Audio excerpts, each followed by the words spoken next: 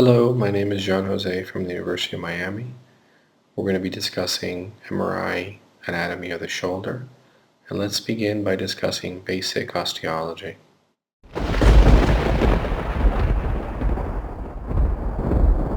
This is a frontal view of the scapula. This is the body of the scapula, and anteriorly we see the subscapular fossa. Superior-medial, we'll see the superior angle of the scapula, and inferiorly we'll see the inferior angle of the scapula. Medially, we'll have the medial border of the scapula, also known as the vertebral border. Laterally, we'll have the lateral border of the scapula, also known as the axillary border. Extending laterally from the body of the scapula, we see the scapular neck. This is the glenoid and the glenoid cavity or articular surface of the glenoid. Extending anterolaterally, we'll see the coracoid process. And between the coracoid process and the superior margin of the scapula, we'll see the suprascapular notch. Extending posteriorly, we follow the spine of the scapula into the acromion process and into the facet for the clavicle, which then joins to form the acromioclavicular joint. Posteriorly, we again see the medial and lateral borders of the scapula. We see the infraspinatus fossa, inferior to the level of the spine, also known as the crest of the spine of the scapula. We have in little tubercles along the spine of the scapula. In particularly, we have the deltoid tubercle where the posterior belly of the deltoid will attach. We can follow the spine of the scapula laterally to see the acromion process. And then superior to the level of the spine of the scapula, we see the supraspinous fossa, which is where the supraspinatus muscle belly will reside. We again see that suprascapular notch, and extending anterior laterally, we can follow the coracoid process. Posterior to the neck of the scapula, between the neck of the scapula and the spine of the scapula, we have the spinoglenoid notch.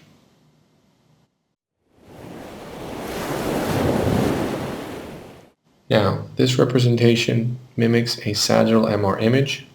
We can see the glenoid cavity.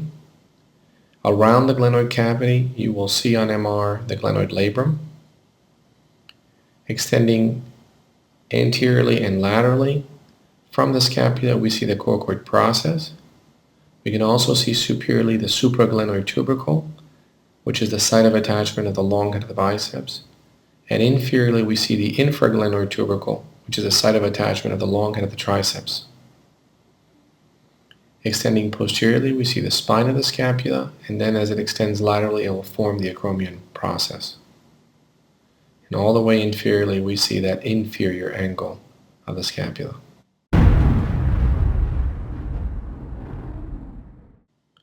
Here we see the proximal humerus from an anterior approach. We can see the greater tuberosity and the lesser tuberosity. The greater tuberosity anteriorly will be the site of attachment of the supraspinatus tendon. The lesser tuberosity will be the site of attachment of the subscapularis tendon. Between the greater and lesser tuberosities, we see the bicipital groove, where the long head of the biceps will travel in the extra-articular portion. We see portions of the surgical neck of the proximal humerus, and we also see the anatomic neck of the proximal humerus.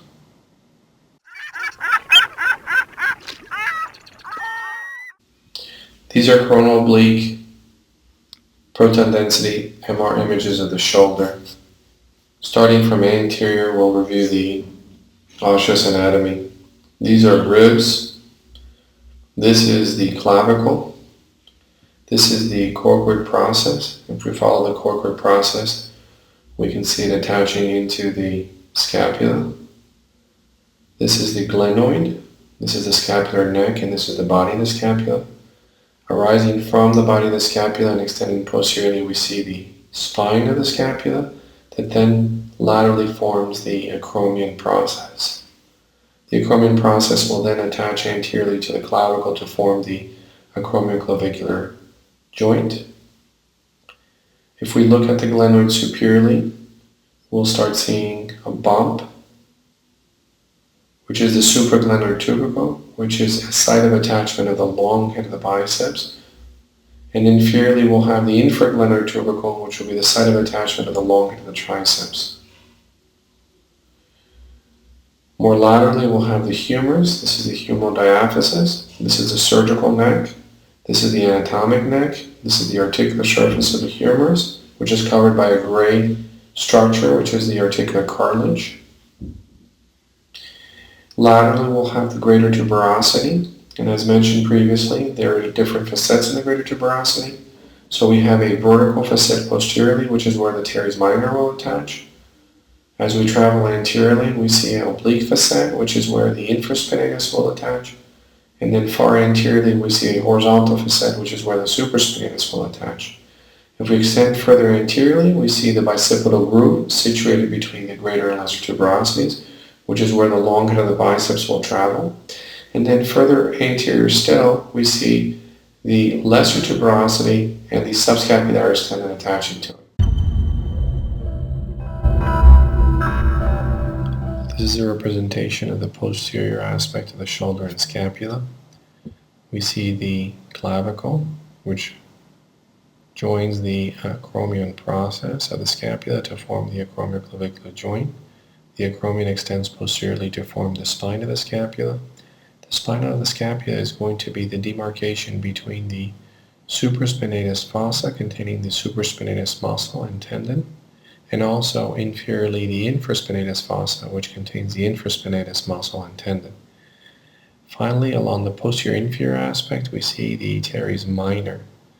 The teres minor and the infraspinatus will insert more posteriorly on the greater tuberosity, while the supraspinatus will insert more superiorly and anteriorly in the greater tuberosity.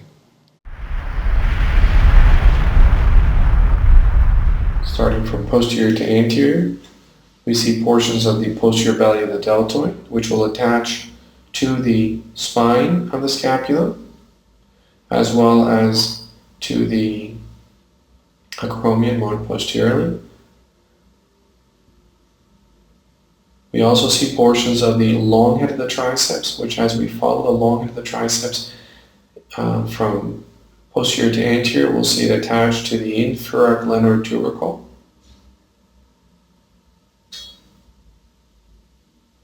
We then also see the latissimus dorsi and teres major, which are going to travel from medial to lateral and insert into that medial border of the proximal humeral diaphysis. And then deep to the deltoid, to the posterior belly of the deltoid, we'll start seeing the teres minor. The teres minor will attach to the greater tuberosity posteriorly and inferiorly into that vertical facet. And deep to the teres minor, we see the area of the quadrilateral space, which is where the axillary nerve and posterior circumflex humeral vessels will travel. This is the lateral head of the triceps. This is the long head of the triceps. This is the teres minor. And this, sitting more proximal to the teres minor, is the infraspinatus, which is deep or more inferior to the spine of the scapula.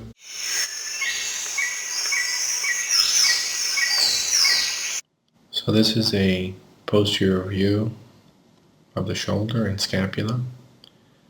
We see three important spaces. The first is this triangular shaped space, which is bordered by the teres minor superiorly, the teres major inferiorly, and the long head of the triceps laterally, and this is known as the triangular space. The triangular space, also known as the medial triangular space, contains the scapular circumflex vessels. The second important space is another triangle, which is situated more laterally, and this is bordered by the long head of the triceps medially, the lateral head of the triceps laterally, and the teres major superiorly, and that is known as the triangular interval. The The triangular interval, also known as the lateral triangular space, contains the radial nerve and the profunda brachii artery. Finally, we have a rectangular appearing space that is situated between the teres minor at its superior border, the teres major at its inferior border, the long head of the triceps along its medial border, and the proximal humeral shaft, specifically the surgical neck, along its lateral border. And that is known as the quadrangular space, which is also known as the quadrilateral space. So the quadrilateral space, also known as the quadrangular space, contains the axillary nerve and the posterior humeral circumflex artery. So again, to recap, medially we have the triangular space. Laterally and inferiorly we'll have the triangular interval. And then more superiorly we'll see the quadrilateral space, also known as the quadrangular space.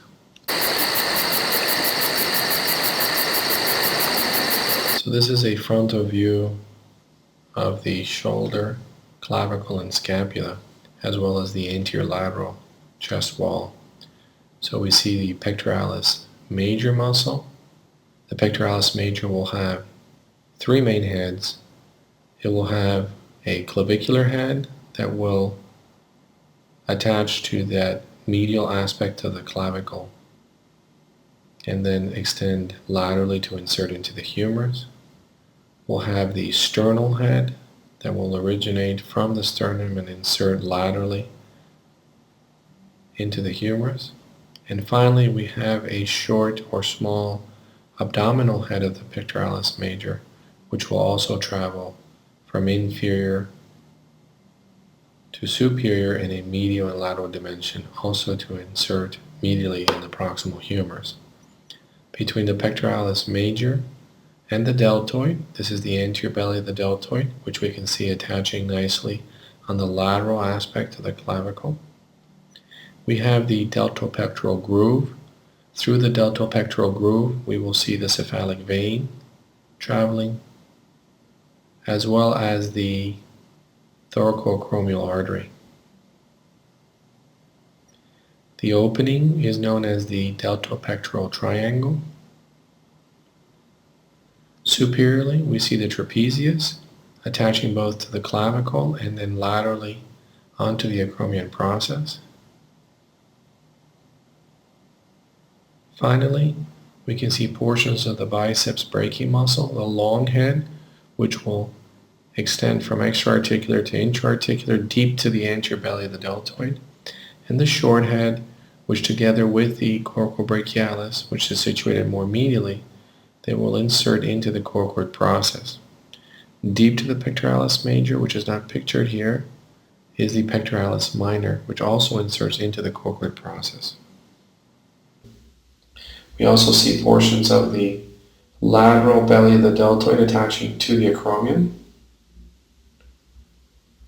As we extend more anteriorly, we start seeing portions of the trapezius that are going to attach both to the posterior margin of the acromion and spine of the scapula, as well as into the clavicle more anteriorly. Now, once we're past the area of the spine of the scapula, as we go from posterior to anterior, we start seeing the supraspinatus muscle and tendon. And then as we extend further anteriorly, we see that anterior belly of the deltoid that is attaching to the clavicle, as well as the anterior border of the acromion. And then we start seeing the subscapularis muscle and tendon. The subscapularis tendon will insert into the lesser tuberosity, and it will lie deep or inferior to the coracoid process.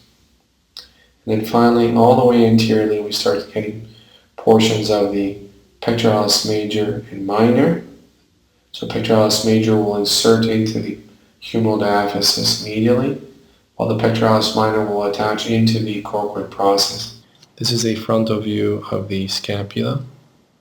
We see the coracoid process, and we see that the most medial muscle to attach to the coracoid process will be the pectoralis minor, which will also attach to the 4th through 6th ribs medially and then extend laterally to attach to the coracoid process. We also see a muscle along the inferior aspect of the clavicle. This is known as the subclavius muscle. Here is another representation now showing not only the pectoralis minor muscle, but we also see the other muscles which attach to the coracoid process, which include the coracobrachialis medially, and more laterally we see the short head of the biceps brachii. The long head of the biceps will continue from an extra-articular portion along the bicipital groove and then go intra-articularly to attach to the supraglenoid tubercle of the glenoid and scapula, as well as the superior labrum. Now, this muscle deep to the clavicle is the subclavius muscle, and these muscles that are partially seen that are attaching to the coracoid process are the coracobrachialis and the short head of the biceps. This is a frontal view of the scapula showing ligaments between the lateral border of the clavicle and the coracoid process. These are known as the coracoclavicular ligaments, and there's 2 of them. The medial one, closest to the suprascapular notch, is known as the conoid ligament.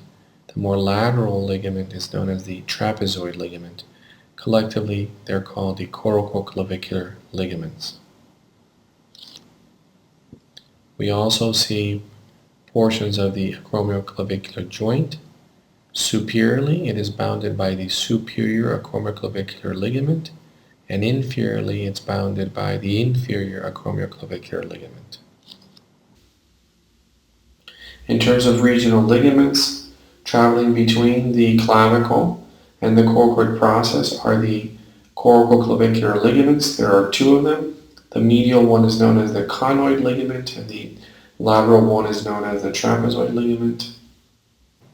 We see the coracoid process. We see the clavicle extending into the acromioclavicular joint and into the acromion. Between the acromion and the humeral head is the area of the subacromial and subdeltoid bursa. The ligament traveling between the coracoid process and the acromion is known as the coracoacromial ligament. We see portions of the supraspinatus inserting along the anterior aspect of the greater tuberosity. We also see the subscapularis traveling deep to the short head of the biceps and inserting both into the lesser tuberosity and then continuing as the transverse humeral ligament to insert into the greater tuberosity. The transverse humeral ligament is a continuation of the subscapularis tendon, and it helps to maintain stability of the long head of the biceps within the extra-articular portion. Within the intra-articular portion, the long head of the biceps will be stabilized by the Biceps Pulley system, which is made up of the coracohumeral and superior glenohumeral ligaments.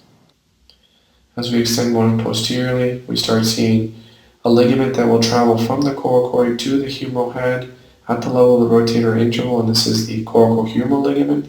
Just inferior to that is the superior glenohumeral ligament, and traveling inferiorly is the middle glenohumeral ligament. The middle glenohumeral ligament will be deep to the subscapularis tendon.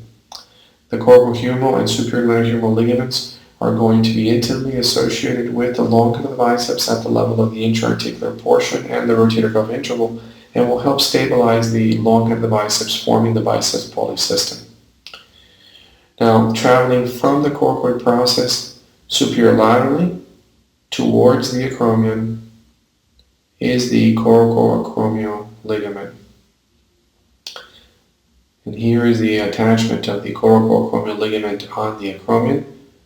Thickening of the coracoacromial ligament may lead to impingement of the shoulder because it will narrow the acromiohumeral interval and may lead to injury to the supraspinatus tendon. This is known as external subacromial shoulder impingement. Now, traveling along the anterior aspect anterior-inferior aspect of the glenohumeral joint. This is the anterior band of the inferior glenohumeral ligament. This is the axillary pouch. And posteriorly, you have the posterior band of the inferior glenohumeral ligament. Here we see the suprascapular notch containing the suprascapular nerve and artery. Superiorly, they are bounded by the superior transverse-scapular ligament. The artery and nerve will continue inferiorly and laterally and pass between the spine of the scapula and the glenoid. This is known as the spinal glenoid notch. The spinal glenoid notch is bordered by the inferior transverse-scapular ligament, which is also known as the spinal glenoid ligament. In terms of the neurovascular bundles, traveling on top of the scapula, we see the suprascapular notch, and this is the suprascapular nerve. At the level of the suprascapular notch, lesions at this area, including masses or ganglion cysts, are going to cause denervation injury of both the supraspinatus and the infraspinatus muscle bellies. As we follow the suprascapular nerve more posteriorly, we get to this area, which is posterior to the scapular neck. This is the area of the spinal glenoid notch. Mass lesions in this location that cause injury to the suprascapular nerve will have subselective denervation of the infraspinatus muscle with relative sparing of the supraspinatus muscle. Then as we travel more posteriorly, inferior to the teres minor and bordered by the teres major, the long and lateral heads of the triceps, is the axillary nerve and circumflexhumeral vessels at the level of the quadrilateral space. Now in terms of the labrum and the biceps labral complex, this is the long head of the biceps traveling from extra-articular to intra-articular at the level of the bicipital groove and then at the level of the rotator cuff interval, and we can follow the long head of the biceps as it inserts into the supraglenoid tubercle. Here we can also see the superior labrum. We see portions of the inferior labrum, and these gray structure is the articular cartilage covering the humeral head and glenoid articular surfaces. More posteriorly, we see portions of the posterior labrum here.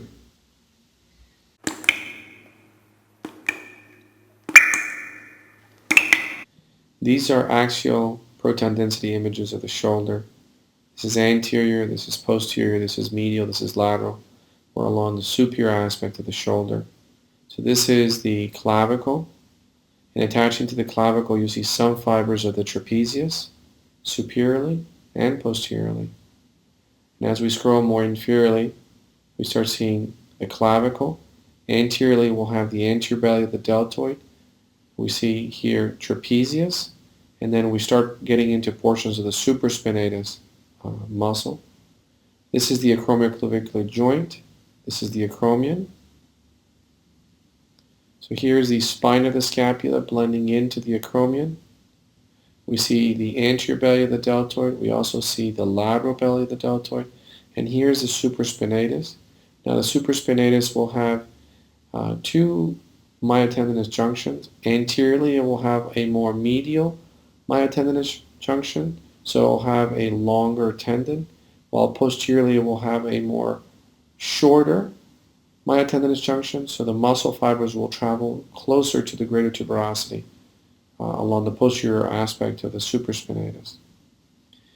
Deep to the clavicle we see subclavius muscle.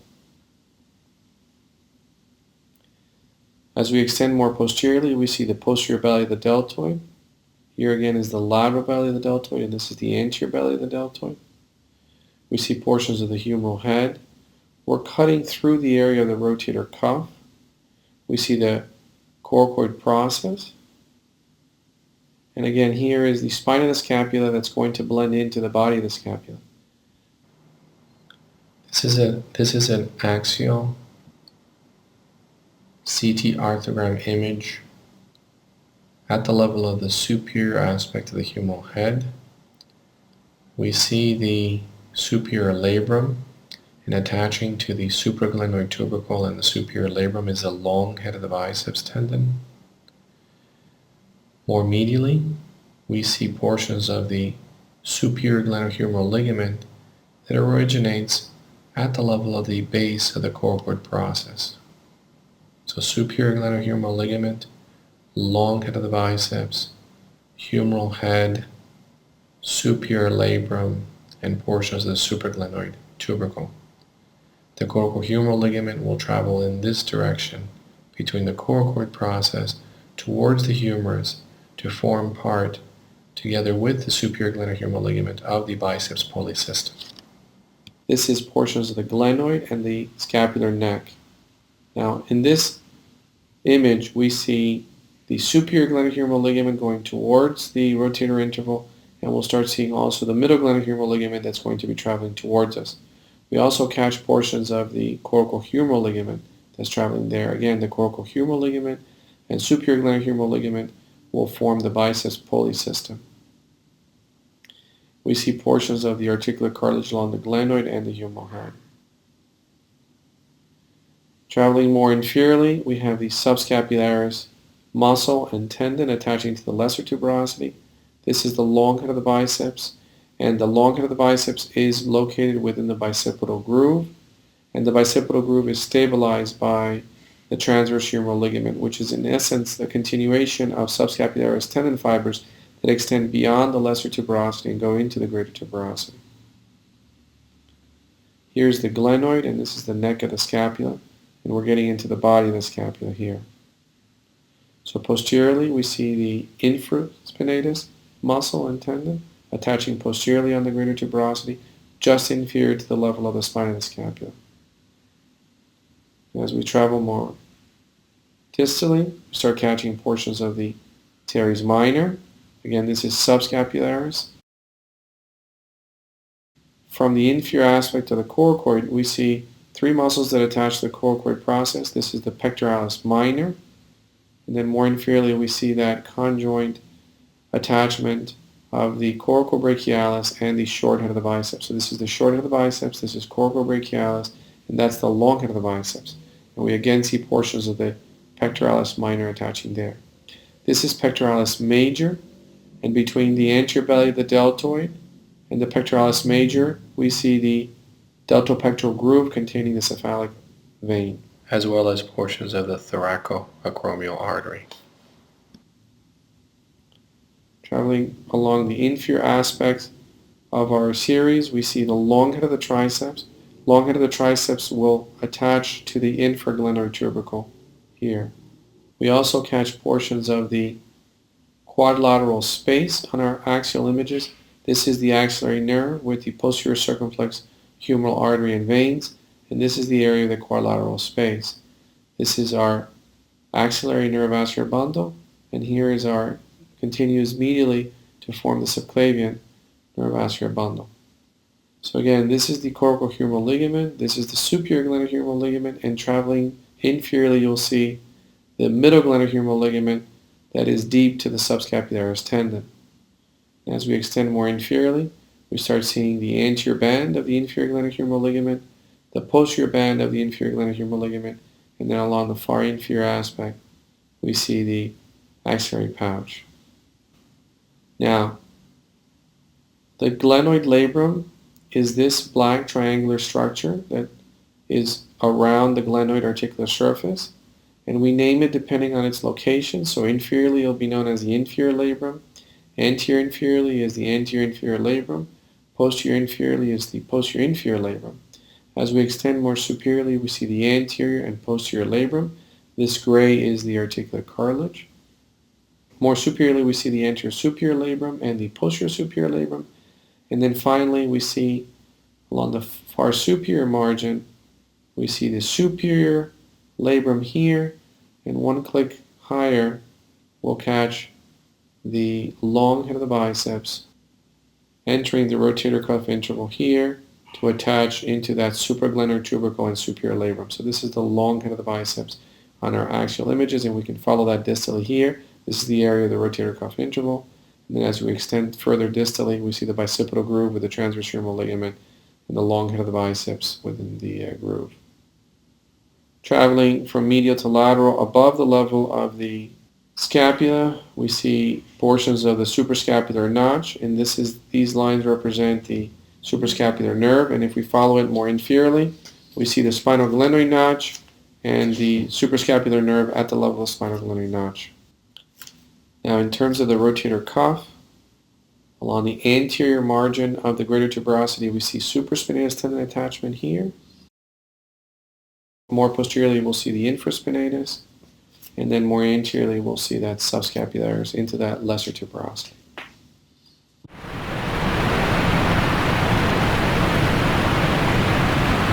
So starting with our sagittal, oblique, proton density images, we'll review the basic regional osteology. In this image, we see portions of the clavicle. This is the coracoid process. This is the scapula. This is the spine of the scapula. And in this location, we see an opening along the posterior aspect of the scapula, which is known as the spinal glenoid notch. As we go from medial to lateral, we see more of the clavicle. We see portions of that coracoid process, and we're getting into the area of the glenoid. We will follow the spine of the scapula anteriorly to where it forms the acromion, and here where the clavicle meets the acromion is the acromioclavicular joint. We've also reached the area of the humeral head, and as we extend more laterally, we catch portions of the greater tuberosity and lesser tuberosity. The greater tuberosity will have different facets. There is a vertical facet, which is the main site of attachment of the teres minor. We have an oblique facet, which is the main site of attachment of the infraspinatus. And we have a horizontal facet, which is the main site of attachment of the supraspinatus tendon. So again, here's that greater tuberosity with the vertical, oblique, and horizontal facets. Anteriorly, we'll have the lesser tuberosity, which is the site of attachment of the subscapularis tendon. And in this image, we see the classic appearance of the glenoid, which is that of a normal pear-shaped structure. From the glenoid, we have two tubercles. We have the supraglenoid tubercle here, which is where the long head of the biceps tendon will attach. We also have the infraglenoid tubercle here, which is where the long head of the triceps will attach. Now reviewing our regional muscles. From medial to lateral, again here we have the trapezius.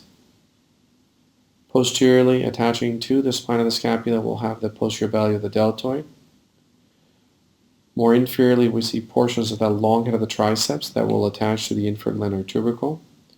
We also catch portions of the latissimus dorsi and teres major that are going to attach to the proximal humeral diaphysis.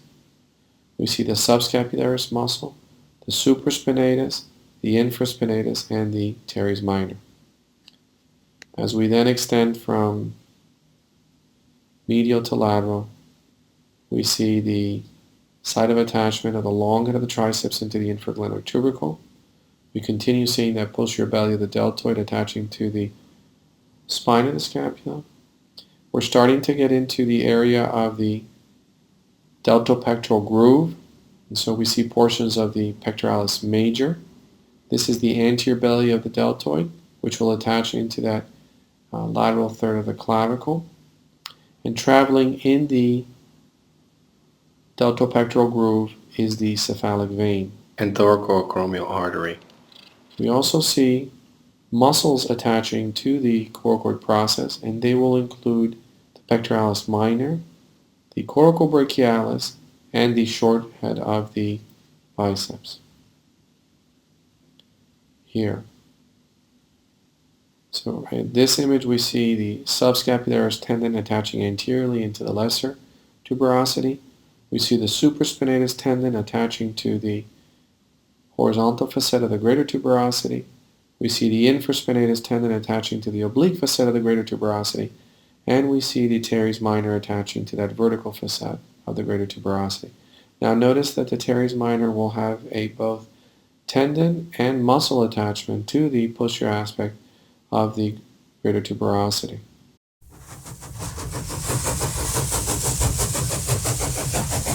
traveling between the supraspinatus tendon and the subscapularis tendon is the area of the rotator cuff interval. And there are several key structures that travel through the rotator cuff interval. The rotator cuff interval is bounded by the supraspinatus tendon and the subscapularis tendon. The roof of the rotator cuff interval is the coracoacromial ligament, which is not pictured in this diagram. Within the rotator cuff interval, we will find the long head of the biceps tendon, which will travel from extra-articular to intra-articular. And to stabilize the intra-articular portion of the long head of the biceps tendon, we have the coracohumeral ligament traveling between the coracoid process and the humerus. The coracohumeral ligament has both a lateral and a medial band. And then traveling more inferiorly, which is not pictured here, is the superior glenohumeral ligament, which will help form the floor of the biceps pulley. So this is a busier diagram showing contents of the rotator cuff interval in greater detail. So here we have the clavicle. This is the acromioclavicular joint and the acromion. Here we have the coracoid process. This is the proximal humerus with the greater tuberosity. So we see posteriorly, we have the teres minor inserting into that vertical facet of the greater tuberosity. We have the infraspinatus inserting into the oblique facet. We have the supraspinatus inserting into that horizontal facet. And then more anteriorly, we see the subscapularis that will attach to the lesser tuberosity, and then continuation of the subscapularis tendon, forming what's known as the transverse humeral ligament, will attach into the anterior border of the greater tuberosity. The transverse humeral ligament helps to stabilize the long head of the biceps within the extra-articular portion at the level of the bicipital groove. This is the area of the rotator cuff interval, bounded by the supraspinatus and the subscapularis. It contains the long head of the biceps, as well as the coracohumeral ligament and the superior glenohumeral ligament, which will help to stabilize the intra-articular portion of the long head of the biceps. The rotator cuff interval is bounded superiorly by the coracoacromial ligament here.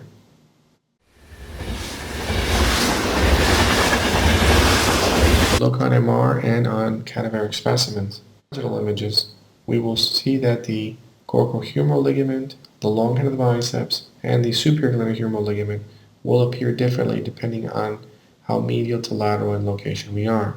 So starting off medially, we see the glenoid. The black structure around the glenoid is the glenoid labrum. We see the anterior band of the inferior glenohumeral ligament. We see the posterior band of the inferior glenohumeral ligament, and connecting them is the axillary pouch. Traveling more superiorly and anteriorly, we see the middle glenohumeral ligament, which travels deep to the subscapularis tendon. Here's the coracoid process, and traveling between the coracoid process but deep to the coracoacromial ligament, which is here, we will find the coracohumeral ligament. The long head of the biceps is already attached to the superior labrum and supraglenoid tubercle on this image, and then more inferiorly, situated between the middle glenohumeral ligament and the coracohumeral ligament, we will find the superior glenohumeral ligament here. As we go more laterally, we see the middle glenohumeral ligament here. We see the coracoacromial ligament here. We see the coracohumeral ligament extending from the coracoid process towards the long head of the biceps, which is here. And finally, between the coracohumeral ligament and middle glenohumeral ligament, which travels deep to the subscapularis tendon, we see the superior glenohumeral ligament here. So by this location, the superior glenohumeral ligament has now started to form that medial border of the biceps pulley. And then along the far lateral aspect, we see the subscapularis attaching to that lesser tuberosity. We see portions of the supraspinatus, infraspinatus, and teres minor before their final insertion into the greater tuberosity. We see the long head of the biceps at the level of the rotator cuff interval. And we can nicely see the coracohumeral ligament forming the roof, while the superior glenohumeral ligament will form the floor of the biceps pulley system. And that is demonstrated nicely here on this diagram. So here it is again on close-up, the long head of the biceps, the coracoid process in the acromion. This is the coracoacromial ligament. This is the coracohumeral ligament. This is the superior glenohumeral ligament. Here we see the middle glenohumeral ligament deep to the subscapularis tendon. We see the supraspinatus, the infraspinatus, and the teres minor. We see the anterior band of the inferior glenohumeral ligament, the posterior band of the inferior glenohumeral ligament, and the axillary pouch. When we look at gross anatomic specimens, we can nicely see the coracoid process here, the supraspinatus tendon here attaching to the greater tuberosity, the subscapularis tendon attaching to the lesser tuberosity. Notice the continuation of the subscapularis tendon to form the transverse humeral ligament. This is the bicipital groove. The long head of the biceps tendon is traveling deep to these structures here. And we can nicely see the coracohumeral ligament that forms both the lateral and its medial arms. The superior glenohumeral ligament will be more inferior to this and travel in this direction here. On dissection, we can see both arms of the coracohumeral ligament. Here's that lateral arm and here's that medial arm, which will join the superior glenohumeral ligament to help stabilize and form the biceps pulley system. This is the subscapularis tendon, and then this is the transverse humeral ligament. On an axial image, we can nicely see the coracohumeral ligament traveling here, forming that lateral and medial arms, and we can also see the superior glenohumeral ligament that will blend in with the medial arm of the coracohumeral ligament to help to form the biceps pulley system. At this location, towards the base of the coracoid process, we see the start of the middle glenohumeral ligament, which will travel towards us as we go more inferiorly. And then finally, on a sagittal oblique MR image, we again see the teres minor, infraspinatus, and supraspinatus. We can nicely see the coracohumeral ligament. This is the superior glenohumeral ligament. This is collectively known as the biceps pulley system. This is the long head of the biceps, and this is the subscapularis tendon. And on our gross specimen, after dissection, we see the subscapularis tendon. This is the area of the bicipital groove. We can see the long head of the biceps tendon as it goes from extra-articular to intra-articular. We see the superior glenohumeral ligament forming that medial aspect of the sling. The coracohumeral ligament has been reflected.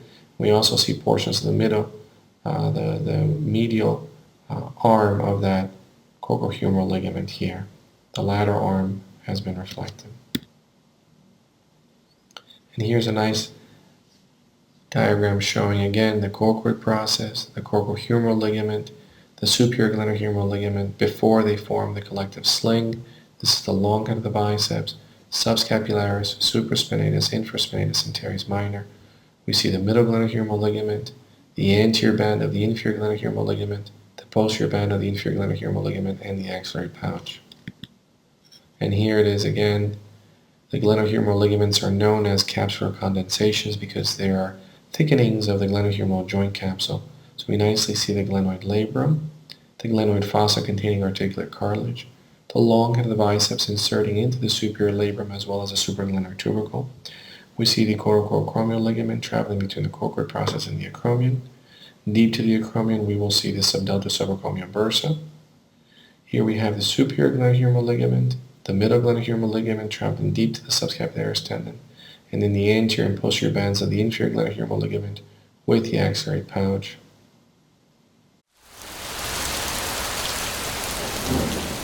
The long head of the biceps tendon that goes from extra-articular to intra-articular, and then it will attach to the superior labrum, which is here, as well as the supraglenoid tubercle. This dark structure encircling the glenoid near its articular surface is the glenoid labrum. On this image we also see three important ligaments which are intimately associated with the glenohumeral joint capsule. Some people consider them to be capsular condensations. The first is this ligament here that originates towards the base of the coracoid process and travels towards the long head of the biceps. This is the superior glenohumeral ligament. We also have this ligament that travels inferiorly, deep to the subscap tendon, and this is the middle glenohumeral ligament. And then we see two bands of tissue, one anterior and one posterior, along the inferior aspect of the glenohumeral joint. And these are the anterior band of the inferior glenohumeral ligament and the posterior band of the inferior glenohumeral ligament. And between them we see the axillary pouch. Now if we follow the coracohumeral and superior glenohumeral ligaments towards the rotator cuff interval, we will see that they form a sling around the long head of the biceps. Superior glenohumeral ligament here, coracohumeral ligament here, and as we follow it distally, you can see that they're intimately associated with this structure, which is the long head of the biceps. And in this one cut, we see the superior glenohumeral ligament forming that anteromedial border of the sling, and the coracohumeral ligament forming the roof of the sling. This is known as the Biceps Pulley system. This is the long head of the biceps. And both the coracohumeral and superior glenohumeral ligaments will help to stabilize the long head of the biceps at the level of the rotator cuff interval. Again, this is the subscapularis tendon here. This is the supraspinatus tendon here. Now, forming the roof of the rotator cuff interval is a ligament that travels from the coracoid towards the acromion, and this is known as the coracoacromial ligament. So here it is. Here's the coracoacromial ligament near the coracoid attachment, and we'll follow this structure here as it goes to attach onto the acromion process here. And that's just lateral to the level of the acromioclavicular joint. The acromioclavicular joint itself will have two ligaments that are considered also capsular condensation. You have the superior acromioclavicular joint ligament and the inferior acromioclavicular joint ligament. As we extend more laterally, we start getting into the anterior belly of the deltoid. Here's the pectoralis major. Pectoralis major will have two main heads. You'll have the clavicular head here, and you'll have a sternal head here. Some abdominal fibers have also been described more inferiorly. As we extend further laterally, we see the anterior belly of the deltoid blending into the lateral belly of the deltoid here, that will then attach along the lateral border of the acromion, and here is the posterior belly of the deltoid. So again, the deltoid will attach both to the acromion process, the lateral third of the clavicle, and the spine of the scapula posteriorly. Important ligament that we catch on our sagittal images will travel between the coracoid process and the clavicle, and those are known as the coracoclavicular ligaments, and there are two of them. The more medial one is known as the conoid ligament. The more lateral one is known as the trapezoid ligament. And so these are the coracoclavicular ligaments. We see portions of the subclavian neurovascular bundle at the level of the clavicle. As we extend more laterally, we catch the axillary neurovascular bundle deep to the pectoralis minor, which is here. We also catch this, which is the axillary nerve and circumflex humeral vessels that travel in the area of the quadrilateral space. The quadrilateral space is bordered by portions of the teres minor, the heads of the triceps, and the teres major. This is the axillary nerve at the level of the quadrilateral space. Now, in this location, we see another neurovascular bundle. This is called the spinal glenoid notch. And here we see portions of the suprascapular nerve traveling at the level of the spinal glenoid notch. More medially, we'll see portions of the nerve at the suprascapular notch, and we'll see those best on our coronal and axial images. There's also a muscle that travels deep to the clavicle. This is known as the subclavius muscle. The three main attachments to the coracoid process include the pectoralis minor, which is the most medial. We also see the coracobrachialis, and then finally we see portions of the short head of the biceps.